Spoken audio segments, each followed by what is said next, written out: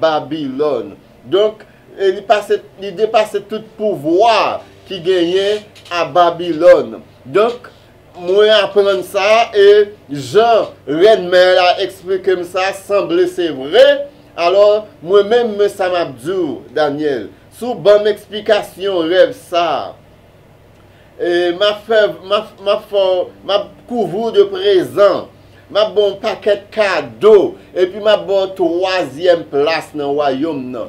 Ben, troisième place, je suis capable de ne pas servir absolument à rien, puisque cette même nuit, monsieur pral perdre du trône, et c'est l'autre peuple qui pral prendre royauté. Donc, qui ça pral servir à Daniel, cette troisième place? Absolument rien. Mais Daniel pral répondre monsieur, pour dire monsieur, gardez présent pour vous. Et moi, pas besoin de présent, il faut me dire nous tout que, rendu là, Daniel n'était plus un jeune homme. Daniel était un vieillard de plus de 80 ans, rendu à cette étape-là.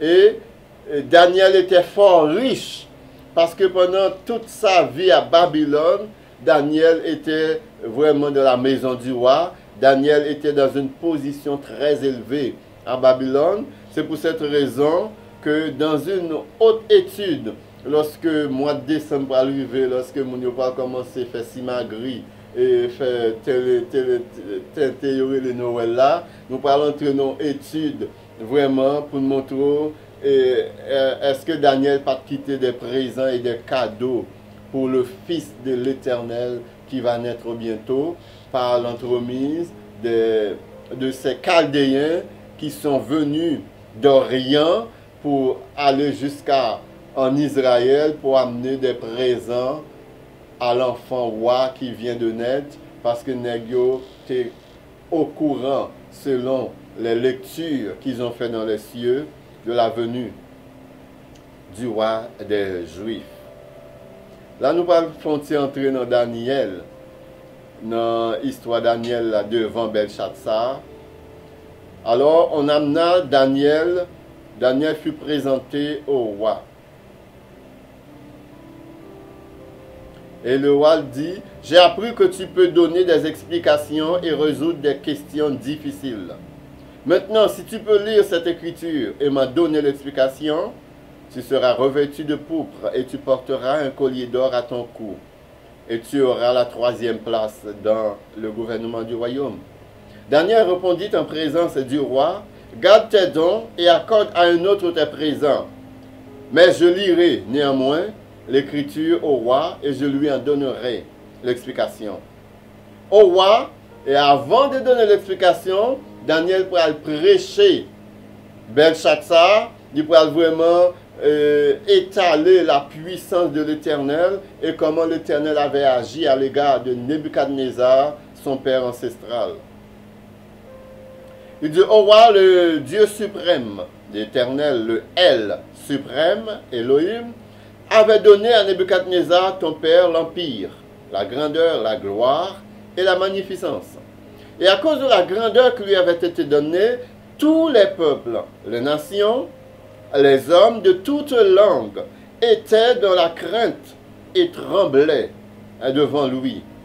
Le roi faisait mourir ce qu'il voulait et il laissait la vie à ce qu'il voulait. Il élevait ce qu'il voulait et il abaissait ce qu'il voulait. Mais lorsque son cœur s'éleva et que son esprit s'endurcit jusqu'à l'arrogance, il fut précipité de son trône royal et dépouillé de sa gloire.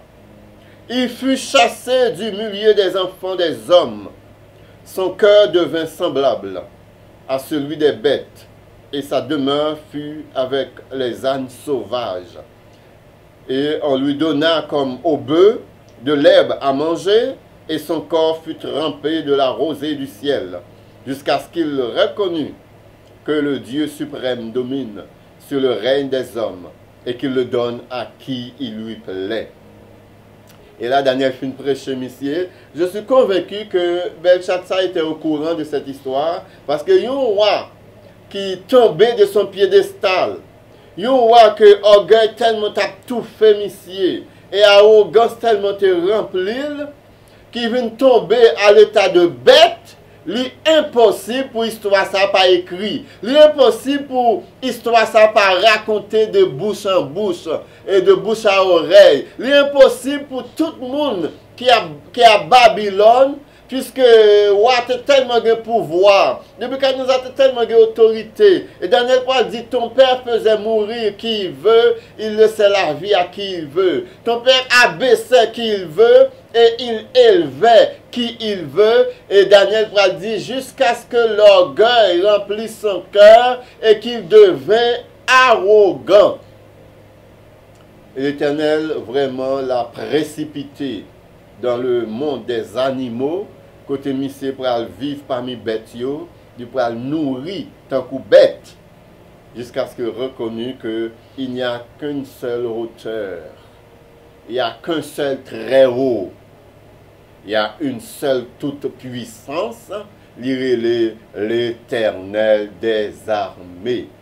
Et tout le monde qui a pouvoir sous terre, tout le monde qui a autorité sous terre, tout le monde qui a domination sous terre, tout le monde qui a trône, qui a dignité, qui a règne sous terre, eh bien c'est parce que l'Éternel barou règne. C'est parce que l'Éternel bord autorité.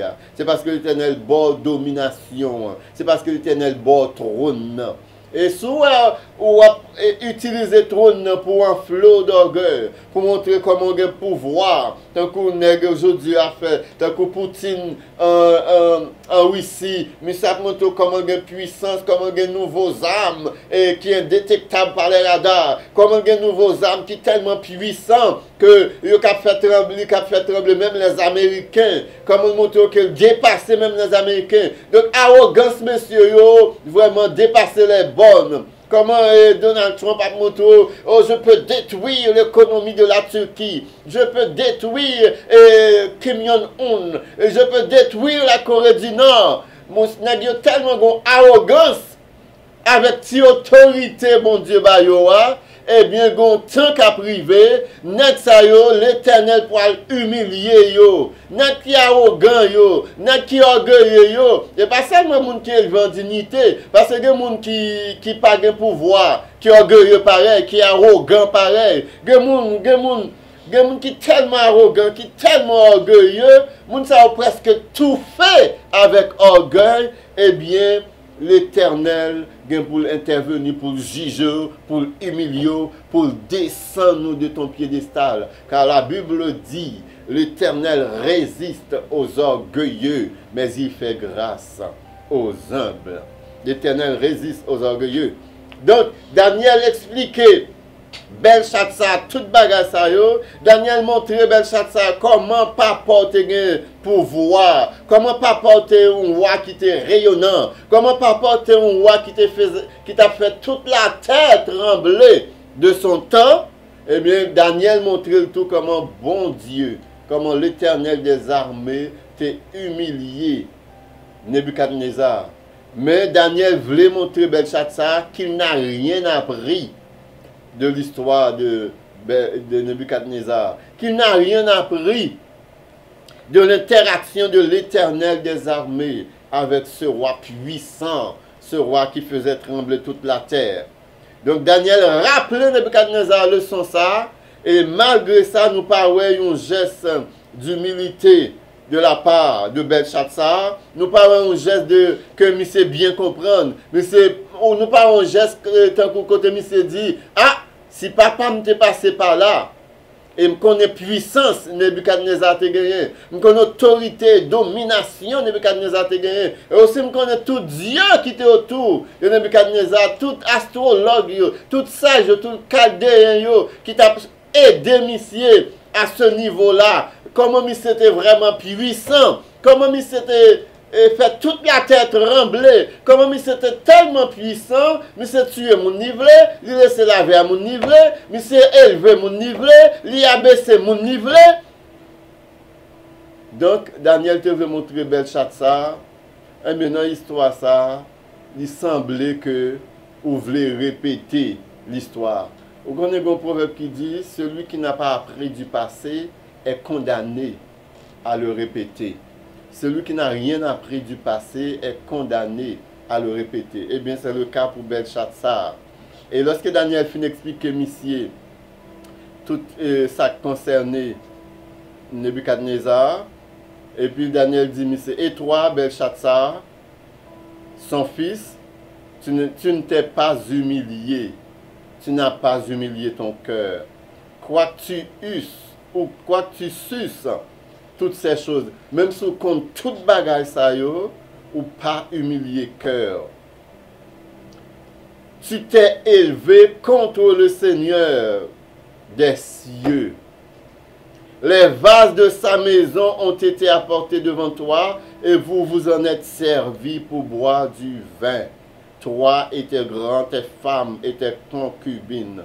Tu as loué les dieux d'argent, d'or, d'airain, de fer, de bois et de pierre, qui ne voient point, qui n'entendent point et qui ne savent absolument rien, et tu n'as pas glorifié le El ou l'Elohim qui a dans ta main, qui a dans sa main ton souffle et toutes tes voix.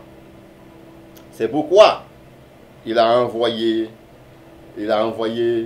cette main qui a tracé cette écriture. Voici l'écriture qui a été tracée. Comptez, comptez, menez, pesez et divisez. Et là, Daniel fin lit écriture, Daniel fin lit écriture là, qu'on a Daniel pral bail interprétation. Il dit, Dieu a compté ton règne et il a mis fin. Parce qu'il a atteint le point de non-retour, parce qu'il s'est enorgueilli, parce qu'il s'était rempli d'orgueil et d'arrogance. Son cœur s'est élevé contre le Seigneur, contre le roi des rois, contre le Dieu des dieux, contre le souverain maître, contre le créateur de l'univers. L'Éternel a mis fin à ton règne.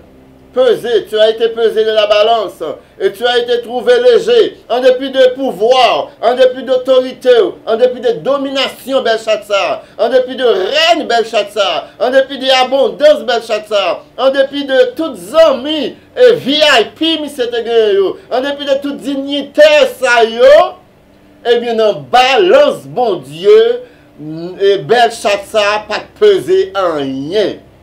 Ou quand on a des fois, des gens qui pété les bretelles, qui montrent que je ne suis pas camarade ou pas n'importe qui, pour qui ça va pas adresser avec comme ça, je ne suis pas de ton rang, je ne suis pas condisciple, ou par contre qui étude moins fait, ou par contre qui bien me gagné, ou par contre qui moun moyen, ou par contre qui a ce qui papa, ou par contre qui nom signé. Et bien malgré tout, si malgré ça yo, devant l'Éternel, tout le monde léger, ok?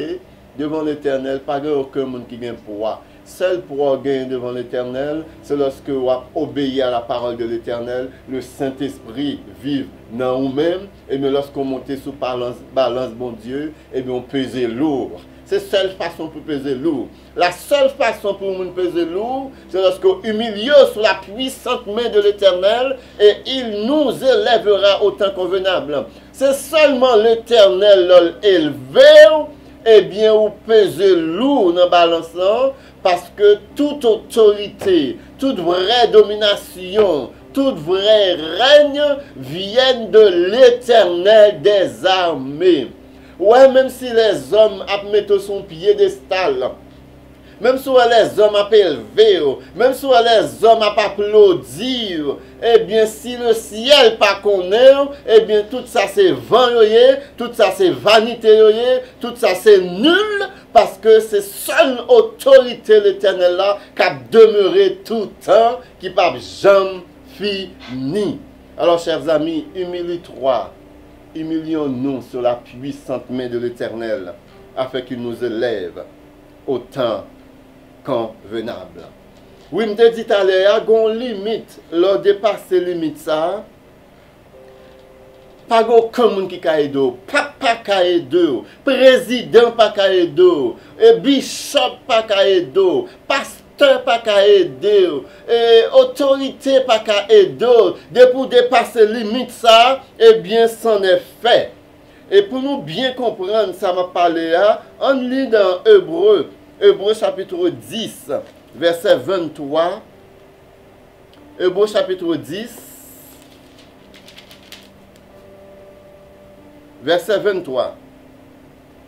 Retenons fermement la profession de notre espérance, car celui qui a fait la promesse est fidèle. Veillons les uns sur les autres, verset 24, pour nous exciter à l'amour et aux bonnes œuvres. N'abandonnons pas notre assemblée comme c'est la coutume de quelques-uns, mais exhortons-nous d'autant plus que vous voyez s'approcher le jour.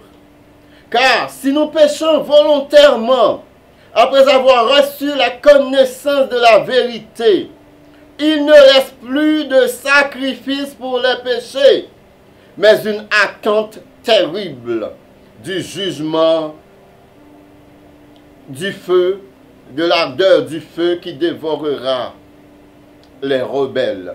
C'est ce qui est arrivé à Belshazzar.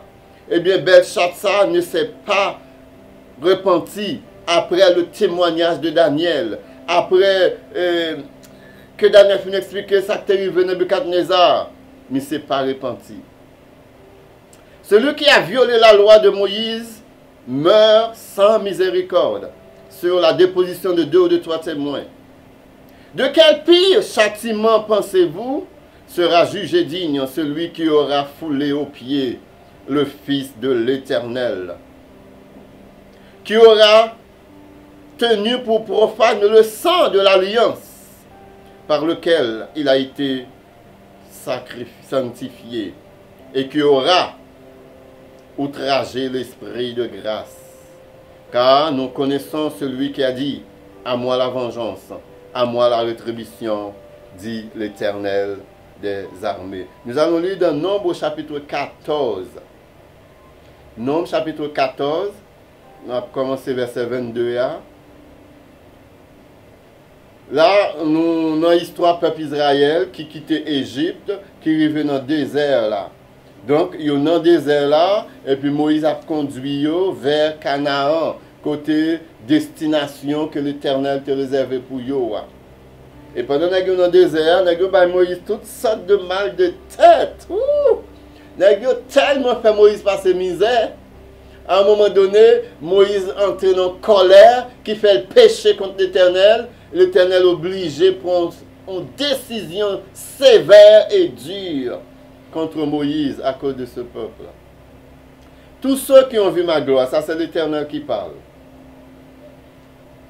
au peuple. Tous ceux qui ont vu ma gloire et les prodiges que j'ai faits en Égypte et dans le désert. Et là l'Éternel a dit, qui m'ont tenté 10 fois. Et le chiffre 10 aussi n'est pas nécessairement 10.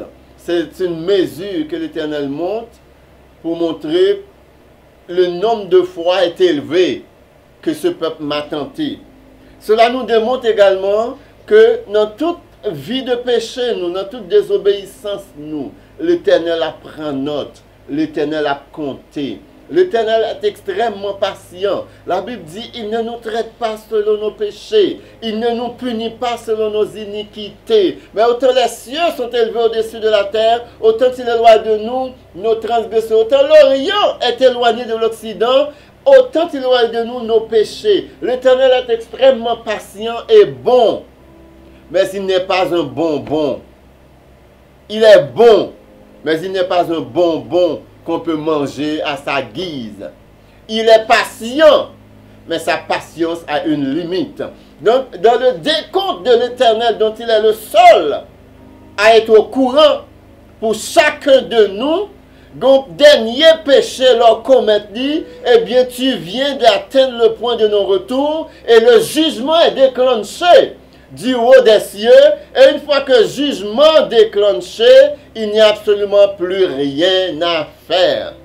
L'Éternel dit, ce peuple m'a tenté, ça fait 10 fois. Ce peuple m'a tenté. Et dans un autre passage, il va dire, 40 ans, ce peuple m'a dégoûté. Et j'ai dit, ce peuple est garé de cœur. Ces gens-là n'ont pas connu mes lois. Alors l'Éternel dit, j'ai juré dans ma colère. Ils n'entreront pas dans mon repos. J'ai juré de ma colère, ils n'entreront pas dans mon repos. Et dans le psaume 95, dans le psaume 95, versets 9 à 11.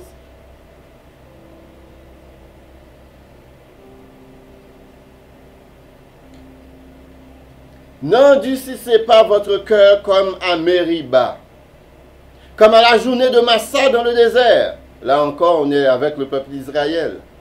Où vos pères me tentèrent, m'éprouvèrent, quoiqu'ils vissent mes œuvres. Pendant 40 ans, j'eus cette race en dégoût. Et je dis, c'est un peuple dont le cœur est égaré. Ils ne connaissent pas mes voies. Aussi j'ai juré dans ma colère.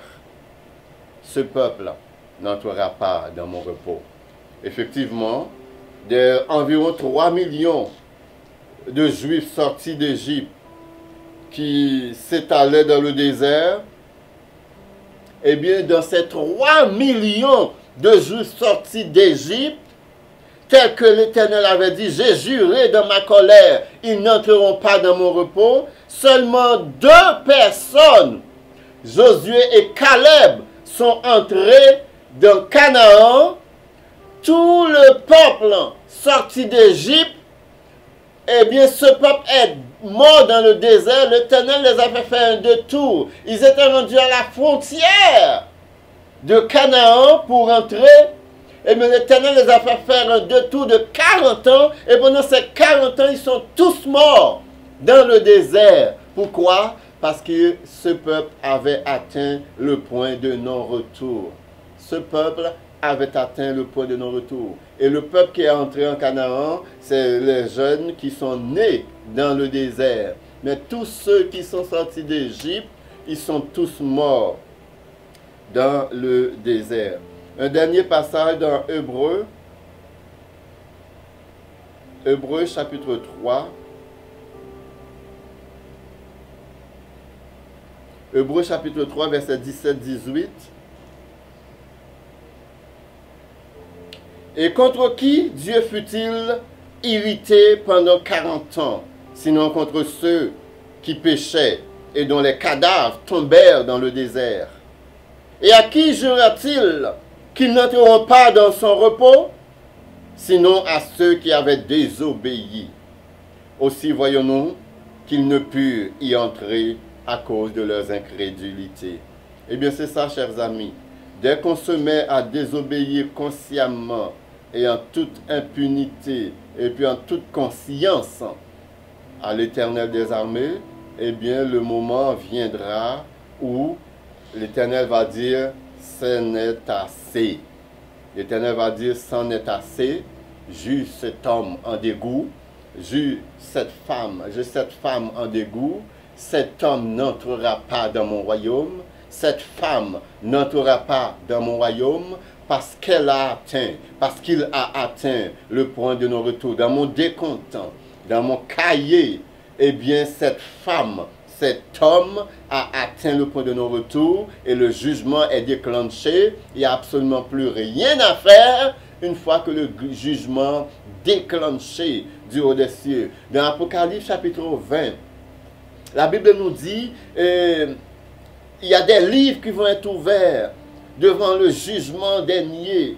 Et ces livres-là, les morts, la Bible dit, les morts vont être jugés selon ce qui est écrit dans ces livres.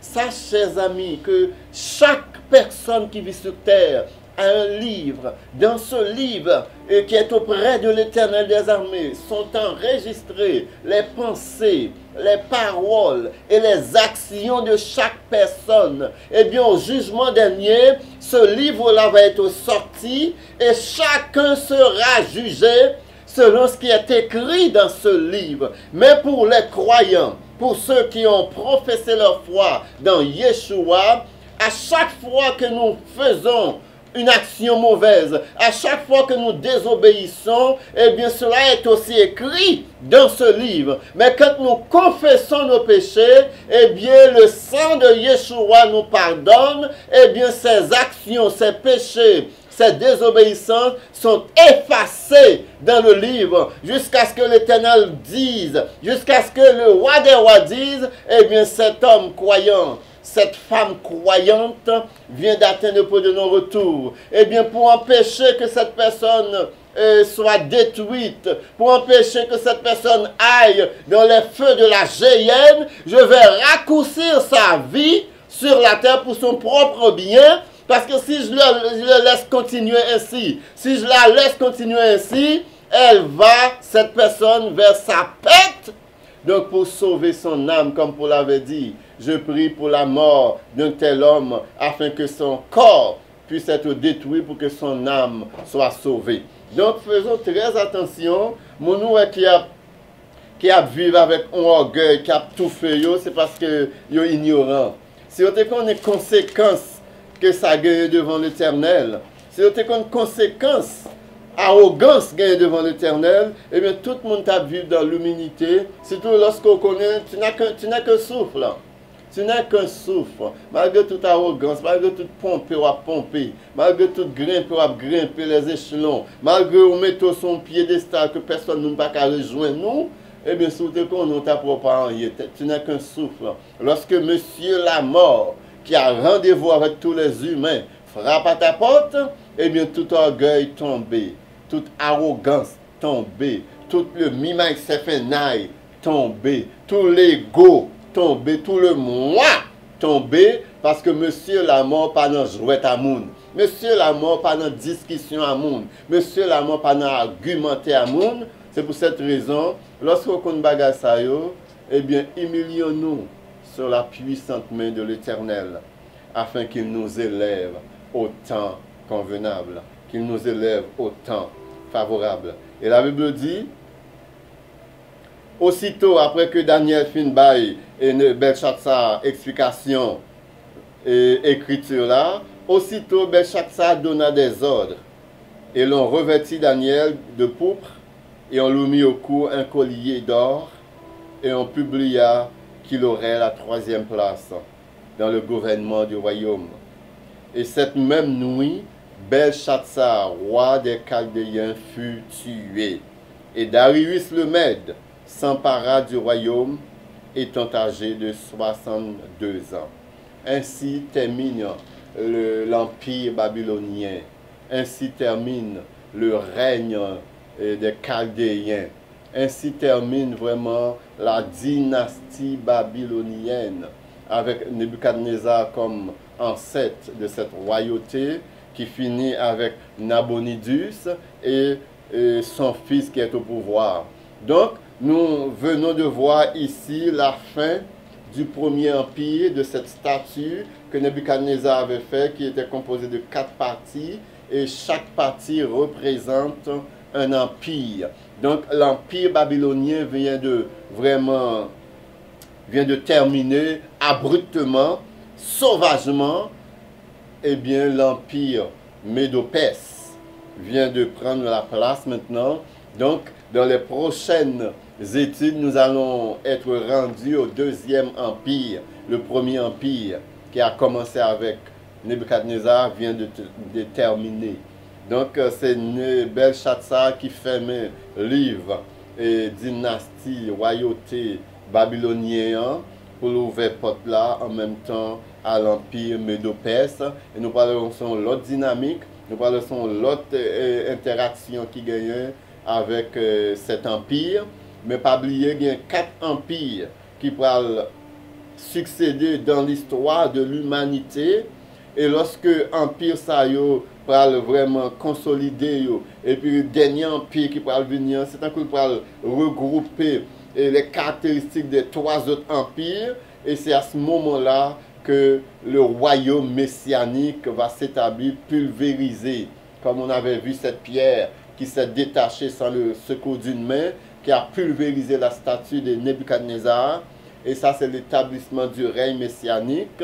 Nous ne pouvons pas entrer dans ce sujet ça encore, parce que nous te parlons un peu des différentes attitudes et positions qui gagnent par rapport au règne messianique, post-millénariste, amillénariste, pré-millénariste. Donc nous ne pouvons pas rentrer dans ça, mais nous connaissons à partir de la semaine prochaine, nous allons entrer vraiment dans le deuxième empire, qui est l'empire Médo-Perse.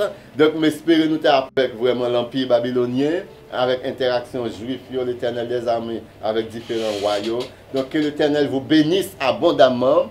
Soyez bénis du haut des cieux, soyez bénis dans vos familles, dans vos entreprises, afin que nous soyons capables vraiment, en attente du retour de notre Seigneur et Sauveur Yeshua, qui va venir établir ce règne de paix, ce règne de justice, car son royaume sera le seul royaume de toute l'histoire de l'humanité qui va être fondé sur l'équité et sur la justice. Que l'Éternel vous bénisse.